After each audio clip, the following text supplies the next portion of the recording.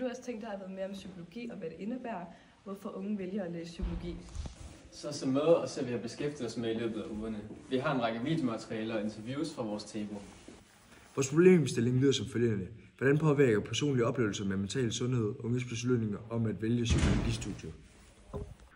Efter folkeskolen skal man tage en gymnasial uddannelse, som for eksempel STX, hvor man skal ende med et snit på over 6.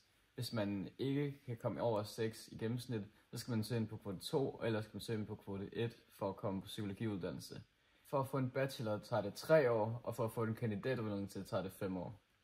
Det her det er Hanne Sørensen, og hun er lærer på Vesthimmerlands Gymnasium, og hun er mentor for sine elever. Det er Stine Marie Hansen. Hun er uddannet psykolog, og hun er vores andet interview. Og vores første spørgsmål til vores interviews, det er, hvilke personlige oplevelser tror du har haft en effekt på dit valg af uddannelse? Også være fedt at prøve at læse samfundsfag. Ja. Og så i samfundsfag, der er også noget, der er socialpsykologi. Og det synes jeg var mega interessant. Og så tænkte jeg, det gad jeg godt at vide noget mere om. Og så endte jeg med at læse sidefag som psykologi. Jeg tror, grunden til, at jeg var fascineret af psykologi var, både det, der var nogle gange, hvor folk de reagerede på en måde, hvor jeg ikke forstod, hvorfor.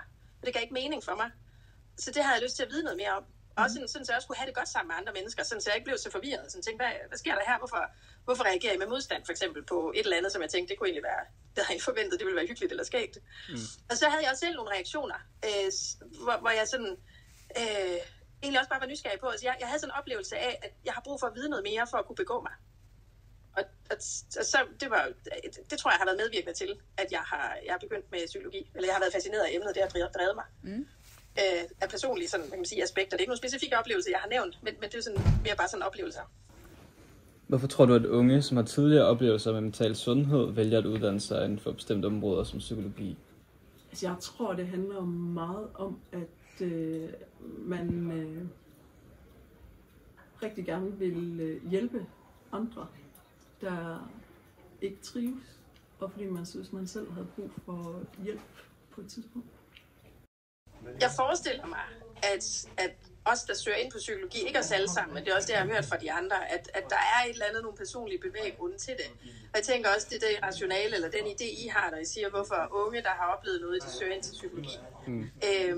For jeg er ikke rigtig nødvendigvis bekendt med, at der er sådan en sammenhæng. Hvordan mener du, at studiet psykologi kan hjælpe dig personligt? Nogle gange kommer man til at bruge nogle af de der teorier, man lærer på studiet i sit eget liv. Og noget af det, man skal passe på med, det er, at man ikke skal stå og tolke og analysere folk hele tiden. Og man skal huske, at man skal passe på, at man bliver nødt til at have personen selv med, i stedet for at prøve at pålægge folk ind. Når du gør sådan, så er det nok derfor. Det kan man ikke svare på, uden at man har personen og snakker med personen, og det er personen selv, der gerne skal komme med nogle forklaringer, i stedet for at vi prøver lidt at pådutte. Det er nok, fordi der er gået noget galt. Hvis man nu for eksempel har oplevet, at en, man virkelig holder af, har været ramt af noget depression og virkelig hæmmet af det i en periode, at det kan være, det kan man godt stå uforstående overfor, man kan også stå og opleve sig ret, sådan noget magtesløs over for det, og hvor det kan være svært at vide, hvad jeg skal stille op med det, når nu en jeg holder af, tydeligvis har det rigtig svært. Og det kan så være netop en bevæggrund, for jeg har lyst til at kunne mestre det, jeg har lyst til at kunne hjælpe og kunne gøre en forskel. Det er jo godt at overveje at være psykolog, fordi at man får indsigt i, hvordan mennesker de tænker, føler og handler, som de gør, og hvordan man ligesom kan hjælpe mennesker med ligesom at komme væk fra det igen-agtigt. Eller at gøre sådan, at det bliver endnu bedre. Og deres helbred bliver bedre. Jeg overvejede at være psykolog, fordi jeg altid selv har sådan følt, hvad andre har følt, og kunne mærke deres, sådan, hvordan de har det. Og hvis man kan have mulighed for at hjælpe dem, og hjælpe dem med at få det bedre, eller udvikle sig i en eller anden bestemt retning, så vil jeg gerne tage den mulighed. At man ligesom i forløbet kunne arbejde med dem, og lære dem at kende, og se deres udvikling, og hjælpe dem gennem nogle svære ting i livet, og hjælpe dem med at arbejde på dem selv. Jeg vil gerne være psykolog, fordi at min klassekammerat engang blev myrdet.